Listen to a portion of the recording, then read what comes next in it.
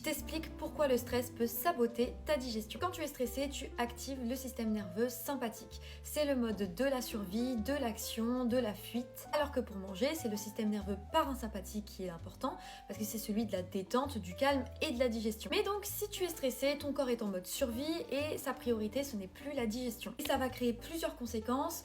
Par exemple, tu vas produire moins d'enzymes digestives, tu vas avoir un ralentissement du péristaltisme, ce sont les contractions musculaires de ton tube digestif, et ces contractions, elles vont permettre de faire progresser le bol alimentaire. Donc sans péristaltisme, le transit est ralenti, les aliments ils vont rester plus longtemps dans le tube digestif, et ça peut causer des ballonnements, des lourdeurs, de la fermentation. Troisième conséquence du stress, ça peut venir perturber ta flore intestinale, ton microbiote, parce que le stress, ça va augmenter certaines hormones comme le cortisol, et ça va aussi venir modifier le pH intestinal. En gros, certaines bactéries bénéfiques peuvent diminuer, et d'autres un peu plus inflammatoires, elles peuvent proliférer. Résultat, la digestion va être moins efficace, ça peut causer des gaz, des ballonnements et une sensibilité intestinale, et ça aussi c'est une conséquence du stress sur la digestion, ça peut créer un intestin plus sensible qui pourra provoquer certains inconforts. Bien sûr, au niveau des solutions, c'est d'éviter de manger en étant stressé ou trop pressé, de quand même prendre le temps de manger, de penser à faire une bonne respiration bien profonde juste avant de manger, parce que justement ça va venir activer le système nerveux parasympathique, et comme je l'ai dit, c'est celui de la détente et de la digestion. De manger dans le calme, de relâcher les épaules pour envoyer vraiment un signal que tout va bien, le corps est détendu.